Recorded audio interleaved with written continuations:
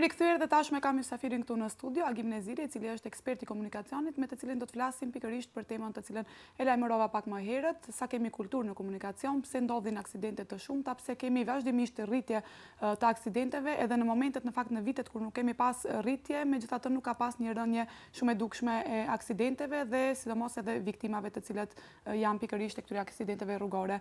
Përshëndetje, mirë se erdhët. Mirë se u gjeta, faleminderit shumë për ftesën. Para se të fillojmë, kisha një mesazh pozitiv t'ua përcjelli, për arsye se jeni vetmi medium shqiptar dhe Maqedoni i cili kushtoni rëndësi maksimale komunikacionit në përgjithësi. Faleminderit shumë, e vlerësojmë, sigurisht duhet patjetër të flasim për këto tema dhe pikërisht dhe para se të dalim edhe tek statistikat, sepse kemi marrë edhe disa statistika për të folur pak më detajisht, për të parë, për të analizuar, le të themi, edhe këtë temë. Para se të shkojmë te statistikat, sa është e rëndësishme, e thatë edhe ju, domethënë që pak rritet mbase për këtë temë, sa është e rëndësishme që t'i kushtohet më shumë vëmendje kësaj teme mbase për të ngritur vetdijen, sepse është edhe një farë mënyrë edhe mesazh për të ngritur vetdijen dhe ndërgjegjësimin. Shqiqani, në kohë të fundit, komunikacioni në përgjithësi pa marrë parasysh, por më tepër ne do të kushtojmë në atë komunikacionin rrugor, duhet me të vërtet të kemi një kujdes të veçantë. Për arsye se edhe të drejtime tjera, por edhe në komunikacion ekzistojnë do norma, do ligje, do standarde, respektivisht. Për shembull, duhet të dije masa, ato që janë ndjekë se ç'është kultura në komunikacion, çfarë ne kuptojmë me termin aksident në komunikacion e kështu me radhë. Për arsye se nëse këto dy terme i dim dhe analizojmë mirë, unë besoj se me të vërtetë do të kemi një rezultat pozitiv sa i përket komunikacionit përgjithësi. Shumë e vërtetë, si e shihni, le të themi, po vazhdojmë po bëjmë ose le të themi kemi arritur të hedhim atë hapin e parë drejt asaj çka mund të jetë pozitive për sa i përket kulturës në komunikacion, apo kemi stagnuar në këtë pjesë, sepse për vite me radhë bëhen këto tema, për vite me radhë bëhen statistika dhe numri gjithmonë i aksidenteve mbetet pothuajse i njëjtë, por shpesh edhe në fakt ka edhe rritje të numrit të aksidenteve. Jo, ne para se të fillojmë të diskutojmë për komunikacionin në përgjithësi, është mirë të përshkruajmë termin, ose çfarë nënkuptojmë me termin kultura në komunikacion. Termi kulturë në komunikacion kuptojnë sjelljen e përgjithshme, etike dhe morale të gjithë pjesëmarrësve në komunikacion. Nëse këto tre norma, tre kushte, tre standarde respektohen, që për fat keq kene është një mangësi e madhe, unë besoj se edhe numri i aksidenteve do të kemi një zvogëlim me të vërtetë drastik. Asa u përket aksidenteve, edhe te aksidentet ekziston një ligj i cili thotë se me termin aksident ne kuptojmë çdo aksident që ndodh në rrugë ku merr pjesë së paku një automjet, respektivisht aksidenti është me dëme materiale, me lëndime të rënda të lehta ose për fat keq me raste tragjike ku personat humbin edhe jetën. Këto janë ato dy ligjet me të cilat nëse nuk këto respektohen, me të vërtetë do të kemi edhe probleme.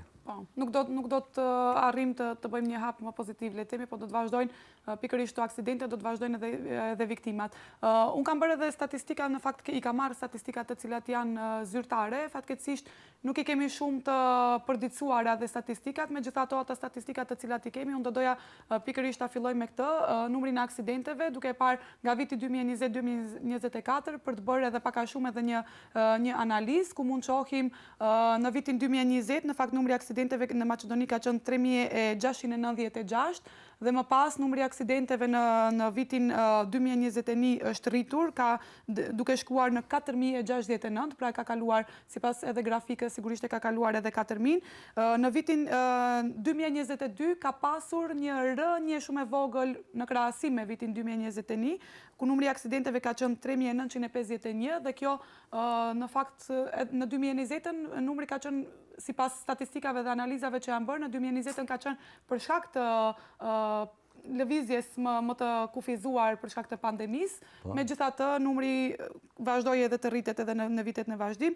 Në vitin 2023, siç e shohim, ka kaluar 4200, pra kemi një numër të aksidenteve prej 4274, ndërsa në vitin 2024 në fakt ka kaluar edhe më shumë, pra është rritur. Në vitin 2024 u rrit numri i aksidenteve duke shkuar në 4526. Në statistikat zyrtare të cilat unë i kam marrë nga Makstat, pra nga statistikat zyrtare ishin vetëm deri në vitin 2024, megjithatë kishte disa statistikat të cilat ishin deri diku zyrtare për vitin 2025, në fakt ku kishte numri është rrit ndjeshëm, pra kemi, nëse nuk është gabim, nëse është i saktë besoj ky numër, të cilat i mora nga disa websajte që thash nuk ishte nga websajti ku i mora këto që ishin zyrtare, në vitin 2025 kemi pasur 8.184 aksidente. Është numri i saktë besoj, që është një rritje shumë e madhe në krahasim me vitin 2024. Si e shihni këtë grafik? Edhe në bazë të diagramit apo grafikut, si themi, do shohim se kemi një rritje drastike të aksidenteve. E tash për të potencuar faktorët, besoj se është shumë një problem me vërtet i madh, ku ndikon edhe atë që përmenda në fillim, kulturën në komunikacion. Deri në vitin 24, nëse e shiqojmë vitin 2025, shumë mirë, edhe unë dhënat i kom, do më thonë numri është difishu. 8.184 aksidente kemi. Ku për fat keq, i kom edhe disa statistika, por nga këtu shohim se kemi rritje të aksidenteve. Pa pandeminë që ndodhi atë numri vogël, mirë, por mësë ndaj, a faktor kemi shumë. Për t'i potencuar, besoj se me kalimin e kohës do t'i përmendim edhe faktorët. Pa tjetër që do t'i flasim, sepse ishin edhe disa... Ashtu, nësa në vitin 2025, prej 8.184 aksidente, 114 persona kanë humbë jetën. Prej tyre 870 me lëndime të rënda, 3.390 janë lëndime të lehta, 3.809 me dëme materiale. Kjo është një statistikë si e keni marrë edhe ju, edhe unë prej buletinit të Ministrisë Punëve të Brendshme. Në fakt, unë përveç numrit të aksidenteve, kemi edhe numrin e të lënduarve, nëse ka mundësi regjia ta shfaqin edhe numrin e të lënduarve, pastaj kemi edhe numrin e viktimave, sepse është shumë e rëndësishme të ndalemi detajisht edhe te numri i viktimave, që nuk është një numër i vogël, themi edhe sipas viteve. Numrin e të lënduarve në vitin 2020 kemi pas 5.741 persona janë lënduar gjatë aksidenteve, në vitin 2020, në fakt kjo, 2021, 6.659 të lënduar, në vitin 2022, 6.269 të lënduar në base një numër pak më i zvogluar në krahasim me 2020 ishin.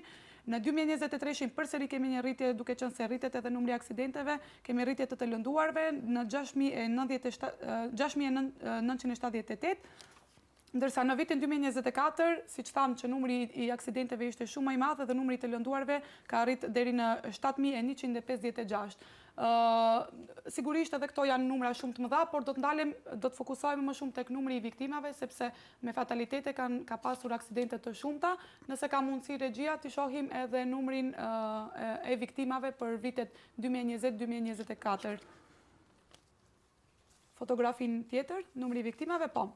Pra në vitin 2020 kemi pas numrin e viktimave 125, që në fakt është një numër i madh, apo? Shumë bile. Një numër i madh. Në vitin 2021 kemi një rënje përsëri, edhe kur ka rënje, unë atë përmenda edhe në fillim që edhe kur kemi rënje të aksidenteve apo të viktimave, është një rënje shumë e vogël. Në vitin 2021 116 viktima, në vitin 2022 përsëri një rritje e vogël 124, në vitin 2023 127 viktima, ndërsa në vitin 2024 kemi pas një rritje shumë të madhe të viktimave ku ka qenë 142 viktima. Ndërsa për vitin 2025, nëse zgaboj, 114, pra ka pas një përsëri një rënje, por rënje të ulta. Pra, në base kemi, dhe më thënë, rritje të aksidenteve, rritje të viktimave, edhe në momentet kur ka rënje, përsëri kemi rënje shumë të ulta dhe të vogla dhe tregojnë që nuk jemi aty ku duhet, le të themi, nuk e kemi kujdesin e duhur për këto aksidente. Për fat keq ne më tepër duhet ndalemi këtu, ku më tepër na dhem të numri i viktimave, për arsye se me të vërtetë edhe numri i viktimave është në rritje. Por për të potencuar numrin e viktimave, unë kisha dashur të them se faktorët kryesorë janë vozitësit. Përshtohet pyetja pse, përgjigjem automatikisht është sepse mos respektimi i shenjave të komunikacionit, sinjalizimit horizontal dhe vertikal, vim deri te numri i viktimave. Kemi pas veçanërisht vjetë dhe si vjetë raste shumë ku për fat keq shumë persona kanë humbur jetën nga mos respektimi i rregullave. irregullave, dhe me thënë sinjalistikës horizontale dhe vertikale. Edhe që është me keqja, numri të cilët kanë humbur jetën më tepër është në Vizbardha, që është me të vërtet një problem shumë kryesor. Këmbësorët, apo ku janë aksidentuar këmbësorët? Po, ka edhe statistika, i kam për dëlam për herën tjetër, edhe numri me të vërtet i sakt i personave të cilët kanë humbur jetën në Vizbardh, respektivisht nga mos respektimi i sinjalistikës. Po, në fakt edhe viteve të fundit kemi pasur sigurisht edhe ato aksidentet për të cilat është folur shumë, aksidentet të cilat kanë përfunduar me fatalitet, dhe një fatkeqësi tek numri i viktimave, sipas statistikave që i pash, ishte një moshë shumë e re e viktimave. E tash, kur potencojmë moshën e re, këtu është edhe një problem tjetër, për arsye se sipas ligjit që ekziston në komunikacionin rrugor, vozicit e ri, të cilët marrin lejen për vozitje, në 2 vitet e para nuk guxojnë të drejtojnë automjetin me fuqinë e motorit, do të thonë aftësia e cilit është mbi 77 kW. Po për fat keq nuk respektohet ajo, se edhe ka shumë raste, unë mund të flas për Tetovën, ku sipas ligjeve të tashme u merren edhe automjetet për mos respektimin e këtyre ligjeve që ekzistojnë në komunikacion, ku me të vërtetë është një faktor i cili ndikon shumë në aksidente, veçanërisht mosha rinore. Sigurisht. Dhe më pas vjen edhe tekalimi i shpejtësisë, që në fakt nëse nuk gaboj është një nga shkaqet më kryesore të aksidenteve, të cilat ne i përmendëm aksidentet, numri i aksidenteve. Po shikoni, këtu ishte mbjellja ajo kultura në komunikacion. Tash me funksionimin e sistemit Safe City, shumica ne i dim edhe ku qëndrojnë, ku janë të vendosura kamerët. Kuptoni? Edhe çfarë bëjmë ne? Kur vim ato momente para se takohemi me kamerat, ne ndalojmë shpejtësinë. Në moment kur kalojnë kamerat përsëri, do të thonë këtu e etika, e morali, e kultura në komunikacion nuk jemi mësuar ne në ato standarde. Unë veç duhet ta përmend rastin sa i përket Shteteve të Bashkisë Evropiane, i vetmi shtet në Bashkinë Evropiane është Finlanda, e cila merr numër 1, ku fatkeq, do të thonë 0 janë aksidentet me lëndime fatale. Duhet, kjo është për të potencuar. I vetmi shtet. Kjo ka të bëjë pikërisht me atë që e thatë, me kulturën në komunikacion, dhe jo vetëm me dënimet, le të themi, ose me frikën se mos po marrim dënim, mos po na ndal policia. Këtë, a e kemi ne këtë si shoqëri? Ju e përmendët që në momentin që ne i shohim kamerat e Safe City, të ndalim shpejtësinë, në momentin ku e dim që nuk ka kamera, dhe më thonë, ende nuk kemi arrit në pikën për të krijuar një kulturë komunikacioni, është vetëm frika, nuk është ajo kultura që... Ajo është. E parashtrohet pyetja pse. Dhe më thonë, kultura në komunikacion dhe sjellje fillon prej moshës rinore, për të cilën për fat keq, ne disa herë kemi potencuar në biroën e zhvillimit që edhe në shkollë fillore, jo vetëm në shkollat teknike ku ne jemi për fat të mirë japim mësim sa i përket drejtimit të komunikacionit, por duhet të ketë lëndë edhe në shkollat fillore, ku nxënësit duhet ta marrin atë bazën fillestare për sjelljen, si duhet ndalen në Vizbardh, si duhet të respektojnë shenjat, domethënë elementet fillestare sa i përket komunikacionit. Edukimi i hyrshëm. Po, ne kemi pas raste vitin e kaluar me disa shkolla në Tetov, me nxënësit shkollës fillore, kemi dalë në rrugë, në bashkëpunim me Ministrinë e Punëve të Brendshme, dhe ua kemi treguar gjërat elementare, se si duhet sillen. Po. A mendoni se duhet mbase edhe të vendohet edhe pse jo, edhe si lëndë veçantë komunikacioni? Nëse nuk gaboj, ne kemi pas në një lëndë, domethënë kemi folur për shenjat e komunikacionit, si fëmijë tash nuk e di si është në shkollë sepse ka ndryshuar edhe mënyra le të themi edhe librat shkollor në fakt, edhe tekstet shkollore kanë ndryshuar shumë. A mendoni se duhet vendohet edhe një lëndë e veçantë pikërisht për këtë që ta marrin në moshë të hershme, sepse shohim edhe shumë fëmijë të cilët nuk kanë arritur ende në moshën për të marrë lejet e vozitjes dhe i shohim duke dalë në rrugë. Po jo rastisht edhe potencova, se edhe në kohën tonë ne kemi pas lëndë veçantë. Domethënë më tepër nëse ju kujtohet të bazat e arsimit teknik. Po. Dhe pastaj me atë lëndë ne kemi marrë pjesë edhe ato garat që organizoheshin në shkollat fillore semafori. Po. Ku nxënësit edhe ne mirëshim atë bazën, elementin kryesor. Dhe tash unë përveç qendrës shkollore ku jemi ne, shkolla mesme teknike, ku ligjërojmë, ku kemi edhe drejtim për fat të mirë, sa i përket rajonit Pollogut, e kemi drejtimin e komunikacionit, i cili funksionon në mënyrë shumë profesionale, si me kuadër, ashtu edhe me pajime, por përsëri nxënësit na vinë neve me njohuri shumë dobta për shkollës fillore. Nuk kanë njohuri. Po.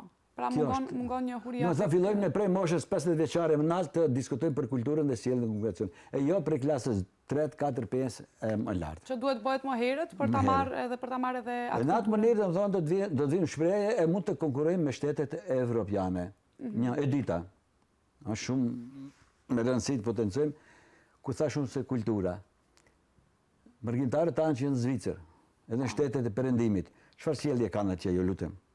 Mirë, po në moment që kalin kufirin, hinë në Maqedoninë e Veriut, kultura ndryshon për 100%. Si në shpejtësi, si në hudhjen e mbeturinave, prej dritares, e kështu me radhë, mos respektimi i shenjave, ase dënimi është i vogël, ase unë do t'jap mito policit, paraqiten shumë probleme. Do me thonë, ajo kryesorja është se na mungon kultura në komunikacion. Pikërisht, pra nuk është edhe jo vetëm argjimtarët të gjithë ne në fakt që kur kalojmë kufirin dhe shkojmë në shtetet evropiane, mundohemi deri në maksimum, por në vendin tonë nuk mundohemi. Është frika nga dënimet, po pse nuk është frika nga aksidenti? Pikërisht prap te kultura po kthehemi. Nuk e kemi frikën nga dënimet, mos paguajmë dënim, por nuk e kemi frikën që mund të ndodhë një aksident, mund të aposojmë ne vetë, mund të jemi ne shkaktar që dikush të aposoj aksidentin. Pse nuk e kemi këtë frikë? E këtu është ajo që përcëncova në fillim atë kulturën. Do të thënë se kemi në kulturën. Jo në veçën komunikacion. Ta respektojmë tjetrin. Duhet të respektohet edhe këmsori, duhet të respektohet edhe ai tjetri i cili është pas neve ose para neve. Mirë po ne problemet më tepër i kemi në tejkalim, ku edhe numri i aksidenteve për fat të keq ndodh gjatë tejkalimit të automjeteve. Kjo është një me të vërtetë ku përsëri mosha rinore është faktor kryesor, për fat të keq. Mosha rinore. Sa përket aksidenteve, unë përsëri do të kthehem, unë kam një statistikë rastisht nga buletini i Ministrisë Punëve të Brendshme mora, se në 10 vjeçarin e fundit, do të thënë kemi 103.000 aksidente në Maqedoninë e Veriut. 103.000, që është një numër shumë i madh. Kjo numër shumë i madh, që i bie mesatarisht çdo vit diku ka 10.300 se s'gaboj. Tarimat shumë. Më thonë është një numër shumë i madh dhe për tu habit që duhet me të vërtetë t'i kushtohemi shumë rëndësi komunikacionit.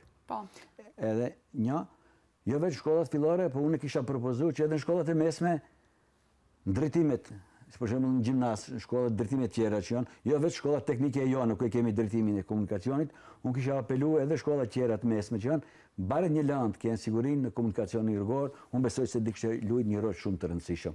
Shumë e vërtet, sepse janë përdorur disa teknika, le të themi, janë marrë disa mënyra janë përdorur për ta ulë këtë numrin e aksidenteve, për të pasur mbase një komunikacion më të mirë. Megjithatë, e shohim siç e përmendet ju 10 vitet e fundit, në fakt edhe unë pash disa statistika që për 10 vitet e fundit nuk kemi pothuajse asnjë ndryshim, le të themi, te numrat e viktimave, te numrat e të lënduarve dhe te numri i aksidenteve. Dhe për 10 vite besoj që në base do kishim mundur, nëse kishim marrë ato hapat e duhura, do kishim mundur që për 10 vite ta ndryshojmë këtë realitet.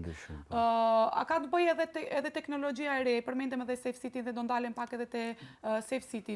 Mendoni që Safe City është vetëm, do t'jetë një diçka që do ta sjell me kalimin e kohës, derisa të vendoset totalisht në funksion, ose ta mësojmë këtë Safe City, do t'jetë diçka që do të sjell diçka pozitive, apo thjesht është vetëm kontroll, ajo që e përmendem, sepse dua në fakt edhe disa statistika ti përmend, të cilat i mora disa statistika të cilat ishin pak a shumë edhe zyrtare, ku kemi pas gjatë muajit dhjetor, kur ka qenë në provë, vetëm që ishte vetëm në provë Safe City, ka pasur 110.000 shkelje vetëm 24 orë, në Shkup, Tetov dhe Kumanov, që është një numër shumë i madh i shkeljeve për vetëm 24 orë. Dhe 90% e këtyre shkeljeve kanë qenë për tejkalim shpejtësie. Ndërsa pasi u vendua në funksion, përsëri vazhdon të mbetet numri i lartë, megjithatë, për shkak të asaj frikës që thamë edhe më herët që në momentin që e shohin kamerën, ndalojnë, megjithatë, mendoj që gjithsesi është numri përsëri i lartë, sepse vetëm gjatë muajit shkurt, paktën ato arrit ati marrë gjatë muajit shkurt, ka pasur 19.066 shkelje, që në fakt mbi 18.000 janë përsëri për tejkalim shpejtësie. Shiqoni, do të thonë fjala është për 3 qytete. Vaj halli çfarë do ndodh kur do të funksionojë në krejt shtetin. E tash, sistemi Safe City, e njëjta gjë është edhe ku e përmend edhe vendosje e kamerave.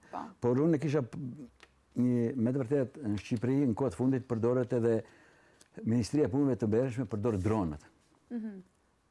Domethënë sistemi IT-se funksionon ku nuk ka safe city, nuk ka, mirë po policia rrugore i ndjek automjetën në bazë dronit. Ku ti për fat nuk e din se e çfarë shpejtësie. Mirë po, edhe që në kohë fundit ka filluar të bjerë numri i aksidenteve. Edhe numri të kalimi shpejtësisë, kalimin të kuqen, semafor ku për fat keq kemi edhe numri shumë i madh. Edhe në bazë të statistikave edhe të sistemit të përshëm safe city që paraqet. Por ka një gjë që duhet ta potencojmë se në çdo ministri të punëve të brendshme kanë hap nga një zir ku ankohen vozicit.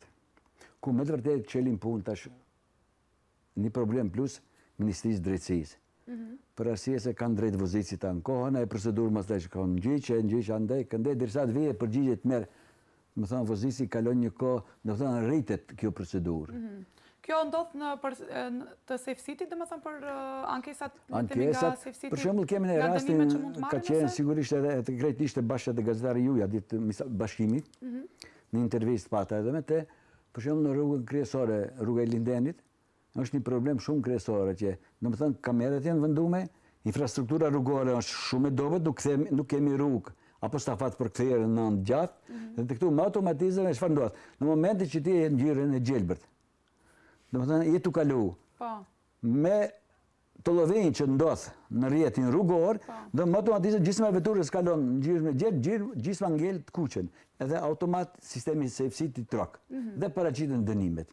Dhe këtu ka reagime që cilët sipas procedurave dhe normave standarde që ekzistojnë në Ministrinë e Punëve të Brendshme kanë drejt vozicit ankesa.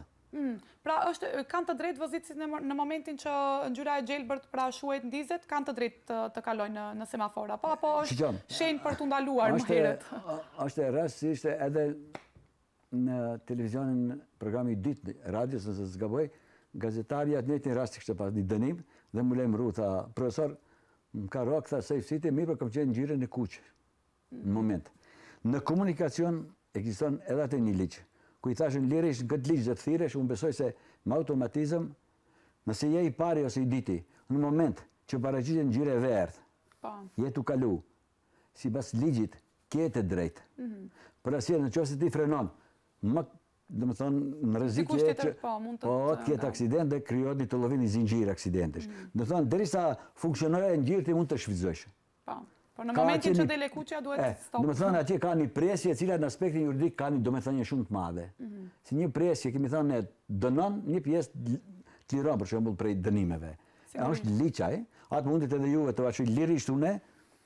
Ja dërgova gazetarës edhe mu falenderoj profesor tha mbas të atij ligjit ta u thira edhe s'kishin ta çfarë me bëmë edhe ma hoqën të dënimin. Po, në fakt se si qytetar, edhe këtë pjesë mbase kemi pak problem, siç e thash edhe për sa i përket statistikave, nuk kemi përditësim, nuk kemi statistikat të cilat mendoni që duhet pak më shpesh të dalin edhe statistikat edhe të jenë pak më zyrtare dhe më publike, statistikat qoftë aksidenteve, por qoftë edhe rregullat e komunikacionit her pas here edhe nga institucione të ndryshme të shfaqen në publik dhe njerëzit i dinë, edhe pse besoj që janë disa rregullat të cilat ne nëse i hyjmë dhe i kërkojmë, besoj që mund t'i gjejmë sepse janë transparente, megjithatë a mendoni se duhet ketë pak më tepër punë le të themi edhe nga institucionet pikërisht për këtë, për t'i ditur sa më shumë rregullat edhe për qytetarët. Jo rastësisht fillimet përmenda se jeni vetëm në shtëpi që interesohej për këtë gjë. Buletini i Ministrisë Punëve të Brendshme ekziston. Dhe unë gati çdo ditë ndjek. Mirë po për të bërë publike, do të thonë faji qëndronte me diumet. Tash e di mund vjen keq. Ai ketë qartë. Do të thonë puna e shtëpive, e televizioneve që duhet t'i japin rëndësi, veçanërisht në kohë të fundit komunikacionit. Sigurisht, duhet patjetër. E përmendet që në Shqipëri pra ka metoda, kanë gjetur tashmë metoda edhe me drone. Ne teknologjia përparon. A mendon se duhet më shumë ta shfrytëzojmë këtë teknologji e cila ka avancuar aq shumë për si puna e Safe City-t, besoj sepse edhe shumë qytetarë mbase kishin ankesa për Safe City-n, po unë besoj që mund të jetë diçka shumë pozitive për vendin tonë që ka ndodhur, por ka edhe teknologji të tjera ashtu siç ka bërë edhe Shqipëria, të cilat mund të shfrytëzojmë derisa ta arrim të paktën në pikën ku do ta kemi atë kulturën dhe mbase nuk do të kemi nevojë për ato teknologji, po do ta kemi kulturën vetë. Por derisa ta arrim aty, sepse jemi shumë brapa, kemi stagnuar shumë në këtë pjesë, derisa ta arrim aty, mendoni se duhet më shumë të shfrytëzojmë edhe këto teknologji dhe çfarë do që tjetë e mundur ta shfrytëzojmë dhe ta sjellim në vendin tonë? Pyetja është shumë e saktë. Unë besoj se shumë rezultate, ja i kemi edhe statistikat i ndjekim në Republikën e Shqipërisë, ku me të vërtet, veç ka njohuri, në krejt teritorin e Shqipërisë funksionon e sistem, ku policia ndjek përmes dronit. Dësa këtu këne djetë, por përsëri do të kthehemi që në momentin kur do të funksionojë krejt shtetin, unë besoj se do të kaloj një kohë, një interval pak më i gjatë kohor derisa të arrijmë në atë pikën maksimale ku duhet të respektojmë rregullat. Komsorët, veçanërisht komsorët, personat me nevojat veçanta. Am kuptoni ku duhet t'u japim shumë rëndësi. Veçanërisht kur është fjala për përparësia e komsorëve. Unë këtu do të ndalem se gjithmonë një ligj ekziston në komunikacion ku thuhet komsori gjithmonë ka drejt. Po, por ka raste kur edhe komsori shkel disa ligje. Ç'është problemi? Ekziston një vizbardh. Po. Mirë po, kalimi sipas rregullave, domethënë deri në largësi 100 metra për shembull, duhet komsori të kthehet te vizbardha. Nëse është mbi 100 metra, atëherë ke drejt të kalosh. Mirë po, këne është huti në ku mtekët komsorëve kalojnë. E mbas ligjit, këtu vim në kundërshtim, se domethënë komsori nuk ka gjithmonë të drejtë. Të drejtë. Duhet të kthehet, domethënë, nëse deri 100 metra duhet të kthehet te vizbardha dhe të kalon. E jo ku ti teket edhe kalon ose më afër e kam vetë shërbimin ose shtëpinë ose këto. Domethënë, qëllimi është se me të vërtet ka të kthehemi, të rrotullohemi, përsëri shprehje vjen e kultura, përsëri vjen e etika, ai morali. Shumë e vërtet. Edhe roli i vozitësve harohet. Kaloj se ka shumë lloje të vozitësve. Kam potencuar edhe në vendime të tjera, kemi vozitës agresiv, kemi vozitës nervoz, kemi vozitës cilët e maltretojnë automjetin, kemi vozitës cilët në momente, për shembull, është ndalë në semafor para ka veturën, ndizet ndyra gjelbërt, ai ndoshta nuk mund të startoj, vozitësi nervoz fillon sharje, fillon provokime nervoza. Domethënë këtu luan rol shumë edhe lloji, tipi i vozitësit. Kështu që vozitësit e ri me kalimin e kohës, ato vetë do ta kuptojnë se në cilin grup të vozitësve bien.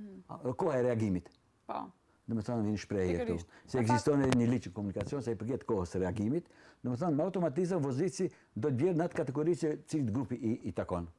Shumë e vërtet. Në fakt, ne do të vazhdojmë sigurisht bisedën, do të flasim edhe për shumë gjëra të tjera, do të bëjmë edhe analiza të tjera, megjithatë do të shkëputemi për një hapësirë të shkurtër publicitare, pas publicitetit rikthehemi. Jemi rikthyer dhe vazhdojmë të flasim këtu me ekspertin Agim Nezirin, ekspertin e komunikacionit, për rëndësinë në fakt e asaj që duhet mësojmë kulturën në komunikacion, sepse aksidentet janë të shumta dhe dita ditës edhe po rriten.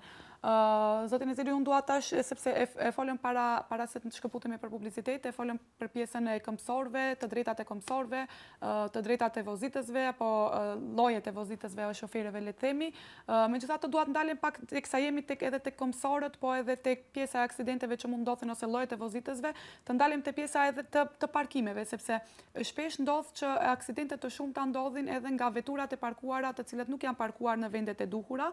Të paktën edhe vetë nga eksperienca që e shohim çdo ditë, shpesh shohim një veturë e cila është parkuar në mes të rrugës dhe ne si këmbësor nuk arrim ta shohim veturën tjetër e cila mund të vi dhe kjo mund të jetë një pasojë fatale edhe për këmbësorët, por nga ana tjetër gjithashtu edhe për shoferët, të cilët nuk e shohin që vetura mund të jetë parkuar në një vend ku nuk duhet të parkohet dhe mund të ndodhin aksidente në vende jo adekuate. Pyetje shumë në vend, edhe këtu kemi të bëjmë, domethënë përsëri kthehemi te kultura. Nëse diskutojmë për parkingjet, ne në Teto kemi problem me të vërtet maksimal. Kohët fundit kanë filluar tash të funksionojnë ato marimangat, ku me të vërtet duhet ta krijojmë punën e tyre, për arsye se vend parkohen vozitësit vend e pa vend parkohen, a kupton? Po faktor më negativ është kur parkohen para sinjalistikës. Për arsye se nuk shohim në semaforin, nuk shohim kalimin e këmbësorëve dhe për këtë raste edhe kemi edhe aksidente, cilët ndodhin. Nuk i shohim në semaforët, nuk shohim lëvizjen e këmbësorëve, automjeti apo çfarë lloj automjeti është parkuar me të vërtet ku sipas rregullave dhe ligjeve që ekzistojnë në komunikacion nuk guxon të afrohet para udhkriçit ose semaforit në afërsi minimum 15 metra. Shumë e vërtet. Pastaj të mos flasim për pjesën që parkohen në trotuare dhe këmbësorët detyrohen të ecin në rrugë dhe jo në trotuar sepse nuk ka vend në trotuare. Më pas vjen edhe problemi tjetër, sinjalistika që e përmendet më herët, që nuk japim shenjë kur kalojmë në rrugë shembull ose vozitës si shoferët, nëse janë të ndaluar dikund, në moment që duan të kyçen në rrugë, nuk japin shenjë dhe aty mund të ndodhë një aksident. Në këtë raste kur aksident. potencohet veturat që parkohen në për vend trotuare, këto rol me të vërtet më mëdhin më të për fëmijët. Për arsye se të rriturit ka një farë njohuri, kanë ose të rrezikush janë, nëse fëmijët, po edhe të rriturit, këtu mos më keq kuptoni, është patjetër janë të obliguar të zbresin rrugë. E vërtet. Në moment që zbresin rrugë, ato veç u kanë ose të rreziku nga automjetet që vinë në drejtim të tyre, për arsye se nuk dihet ato me çfarë shpejtësie, momenti i frenimit, edhe këtu rrugë varet shpejtësisë edhe momenti i frenimit. Këtu varet shumë kushte mbasandej. Po që se bëhet edhe ekspertiza, me çfarë shpejtësie, faktor merret rruga, shpejtësia, momenti i frenimit, sa metra ka frenuar, më kupton, për arsye janë shumë problemi, me të vërtetë është që parkohen vende pa vend. Por edhe një problem tjetër është se parkohen edhe para vendeve të banesave.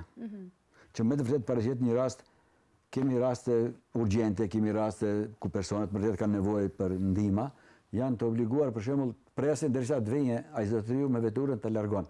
Ku më është ndalu? Ka vend parkime, ekzistojnë, edhe vend parkime kemi, vend parkime paralele, vend parkime me kënde, ku më duhet veturat të vendosen atje ku duhet.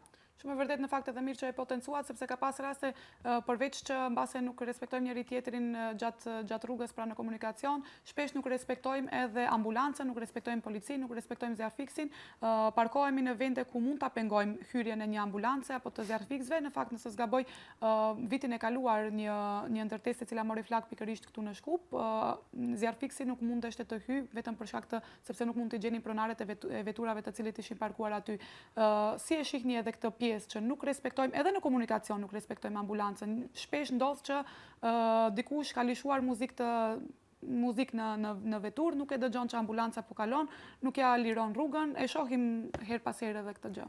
Shihoni, kjo shumë e vërtetë, është fjalë me vend, por unë dhe kisha potencuar se nuk lejojmë ne të kaloj ambulanca dhe nëse shohim veturën e policisë, çfarë bëjmë ne? Ne hudhemi edhe në livaz dalemi, kërkoj falje. Domethënë frika. Tu përsëri vjen shprehja ajo kultura. Pra çdo gjë rrotullohet aty te kultura dhe jo te mos respektimi. Thashun, me të vërtet na duhet neve kohë. Ne në qendrën tonë shkollore mundohemi maksimum prej vitit parë në zonën si të edukojmë.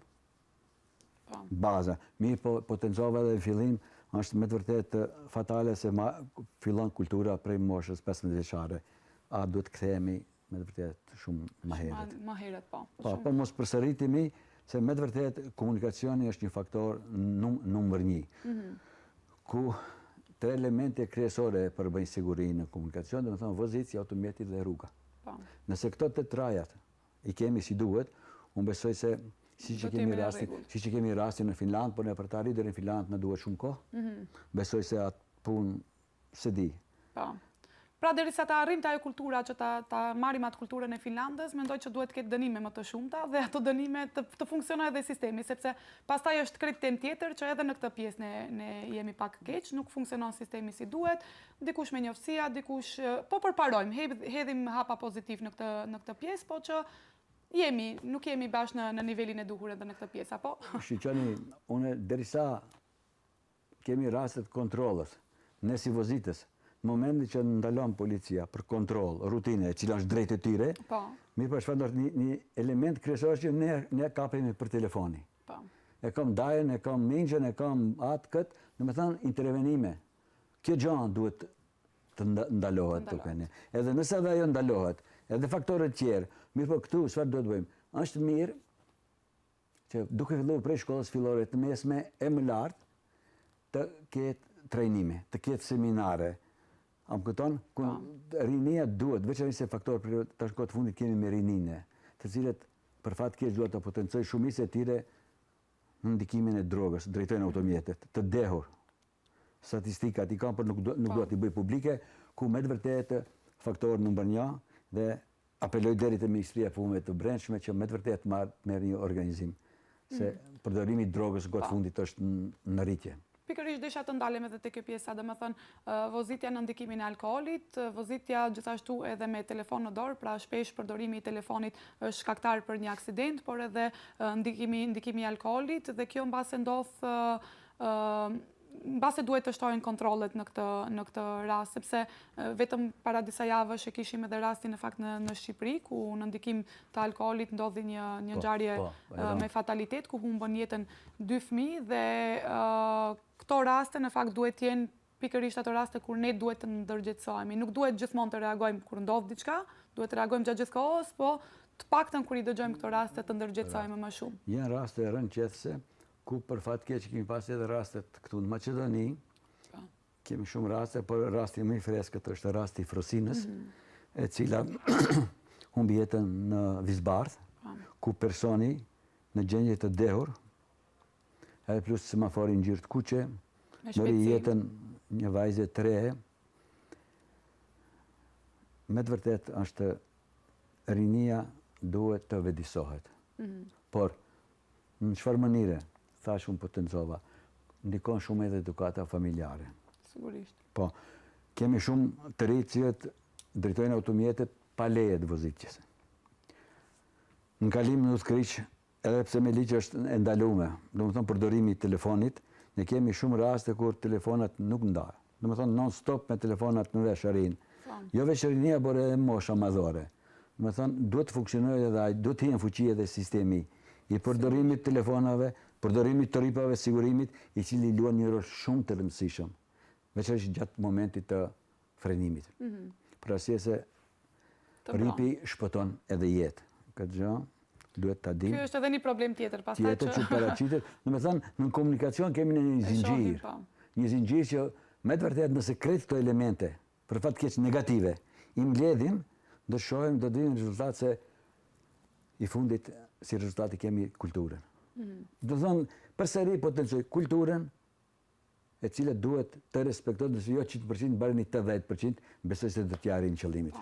Duhet të ndërgjegjësohemi vetë, duhet të kemi respekt për tjetrin, të kemi empati, të kemi dhe mshuri ndaj njëri tjetrit, ta kemi frikën se mos po i bëjmë dëm dikujt tjetër, mos po i bëjmë edhe vetes dëm, dhe jo ta kemi frikën vetëm nga dënimet, sepse nuk është qëllimi të kemi vetëm dënimet, sepse e dim se si funksionon pak a shumë sigurisht edhe sistemi dhe padyshim që dënime duhet ketë patjetër, duhet ketë sa më shumë kontrolle dhe dënime, megjithatë duhet ka ardhur koha që të vedisohemi vetë dhe jo të kemi frikë nga kamera, po të kemi frikë nga ajo se çfarë mund na ndodh ne, apo çfarë mund të jemi në fakt edhe ne shkaku i një pasoje, le të themi një fataliteti shumë të madh. Dua të ndalem pak edhe te infrastruktura. Si jemi me infrastrukturën në këtë pjesë? Cilat janë, le të themi, pjesët më të rrezikshme që mbase duhet punohet edhe në këtë aspekt? Jani, për atë arsye unë përmenda se ato 3 faktorë, vozitja, automjeti dhe rruga. Nëse njëri prej këtyre faktorëve mungon, domethënë nuk kemi komunikacion të sigurt. Kur kemi fjalën të infrastruktura rrugore për autostrada tash, mos flasim mirë për rrugët regionale dhe lokale, me vërtet është një problem shumë i madh. Për arsye se na mungon shumë infrastruktura rrugore. Jo rastësisht e përmenda para se dhe rastin që ne kemi në Tetov, ku faktor kryesor është infrastruktura rrugore ku dënohen vozitësit nga mungesa e infrastrukturës. Edhe vendosjes së sinjalistikës, domethënë semafor shtesë. Siç kemi rastin në Hyrje, ku në Shkup kur vim, kemi semafor shtesë, apo kupton, ku kemi shpërtallim të komunikacionit, jo të grumbullohet, për shembull, kthejnë gjatë, majt ose drejt, e duhet presë derisa të qilet ngjyra e gjelbërt. Ndërsa me automatizëm në semaforin shtesë kemi ngjyrën e gjelbërt ku rruga, domethënë aksi rrugor, është i lirë dhe mund të lëvizim. Anë Tetov, pra fat, keq neve na mungon. Nuk e kemi. Pastaj mungojnë edhe pjesët rrugët për ciklistët, rrugët për ajo është një problem numër 1. Jo, në Shkup, domethënë krejnë rregull. Neve na mungon edhe ajo. Edhe në Shkup, disa pjesë të Shkupit në fakt. Disa pjesë një për çeto të cilat veç i kom pa, domethënë ku me të vërtetë nuk ka rrezik. Nëse në Tetov neve na mungon ajo gjë. Flasim si qytet, për arsye se vin nga Tetova, na mungon. Edhe në qytete tjera. Edhe në qytete tjera, po veçanërisht Tetova, domethënë mungon ajo infrastruktura, domethënë të kemi trotuar për kalimin edhe rrugë speciale për kalimin e këmbësorëve dhe ciklistëve. Të kenë staza të veçanta. Mos pengojnë këmbësorët cilët kalojnë për Vizbardha, kupton? Po. Një problem shumë i madh në vendet tona, sidomos në Shkup, në Tetov, është edhe se kemi shumë automjete në komunikacion. Shpesh edhe gjatë dimrit, sidomos në Shkup, po edhe në Tetov, ndodh që edhe ajri, pra pikërisht edhe ndotja e ajrit, një ndër faktorët kryesor janë pikërisht shumë automjete. Mendoni që edhe mungesa e transportit publik mbase sjell deri tek kjo, jo vetëm tek ndotja e ajrit, por sjell edhe tek këto aksidente të cilat ne i përmendëm, sepse mbase nëse do kishim një transport publik më të avancuar dhe më të mirë, nuk do t'i kishim këto probleme në komunikacion. Shumë e vërtet. Edhe si në Shkup edhe në qytete tjera, në keni raste ju, në sa raste, për shembull, ka raste kur grevë, kompania transportuese. Po. Grevë mungesë pagesës. Po që se të funksionojë transporti si duhet, edhe numri i automjeteve jam i sigur se do t'jetë i zvogluar. Mirë po, se i përket ndotjes, tash Bashkia Evropiane ka pruar një ligj, nuk mundet çdo vetur nga shtetet evropiane të deportojë në shtete tjera, pa mos i plotësuar ato standarde, duke filluar prej Eco-PS më lart. Rol kryesor luajnë për shembull automjetet hibride dhe full hibride, elektrike, të cilat për fat keq sepse me çmime të larta, por luajnë një rol shumë të rëndësishëm sa i përket ndotjes së ambientit. Ndoshta do të vinë një kohë ku do t'i kemi dhe ne ato. Veturat e reja që vinë në Republikën e Maqedonisë së Veriut, gati 90% janë krejt hibride, besoj për automjetet e reja. Ato përdorur mirë, por edhe atje ka një listë për të Ncova, edhe atje tash me ligjin e ri i cili të hyjnë fuqi nga shtetet evropiane, nuk do të mund çdo automjet të vijë në Maqedoni. Po. Cilat mendoni se janë, duke qenë se folet edhe për ligjet, cilat mendoni se janë, mbase ju që mund ta mendoni, e keni menduar, ndoshta e keni edhe sugjeruar, një ligj që duhet patjetër të ndryshohet për sa i përket edhe sigurisë në komunikacion në vendin tonë? Ne edhe kur bashkëbisedojmë me shokët, por edhe me nxënësit, edhe me moshatarët tjerë, në gjithmonë mundohemi që të shkojmë në atë tezë që ta respektojmë komunikacionin, të respektojmë kulturën, të respektojmë komësorët për të arritur një rezultat më pozitiv. Për ndryshe, me të vërtet, do të kemi shumë probleme. Shumë e vërtet. Duke qenë se i po ja afrohemi fundit, mendoni se duhet të ketë edhe më shumë fushata sensibilizuese, le të themi edhe për ndërgjegjësimin e kulturës në komunikacion, për ndërgjegjësimin e asaj që të kemi, le të themi, atë që e thash domethënë edhe për kulturën, po edhe të jemi më të vetëdijshëm se çfarë dëmi mund t'i bëjmë të tjerëve dhe vetes. Për këtë arsye, unë prej këtu ju garantoj, ku të ketë nevojë, unë bashkë me ekipin tim që jemi, qendrën tonë, ku kemi ndërtimin e komunikacionit me kuadrin, me kolegët e mi, jam i gatshëm ku na thirrni, ne me ekipin jemi në teren, për që dhënë ndihmë, për të diskutuar, për të marrë pjesë në trajnime, seminare, simpoziume, derën e keni qelë, domethënë ju mirë presim për çdo aktivitet sa i përket komunikacionit, kulturës, sjelljes, jemi aty. Patjetër që duhet ketë, padyshim që duhet ketë më shumë bashkëpunim mes le të themi qoftë mediave, qoftë organizatave të ndryshme jo qeveritare, e sigurisht edhe me ju. Për fund, një mesazh për të gjithë pjesëmarrësit në komunikacion, qofshin ato shoferë të automjeteve, qofshin ciklistë, qofshin edhe këmbësorë. Krejt tot, si ti përmendi, jam i bindur se po që se do të thënë respektohen sinjalistika, sinjalizimi horizontal, vertikal, edhe faktorët tjerë që ndikojnë në komunikacion, jam i sigur se numri në të ardhmen do të jetë në zvoglim. Por, të kundërtën, me të vërtet do të ketë një rrezik. Apeloj domethënë të respektohen të gjithë sinjalistikat që ekzistojnë në komunikacion.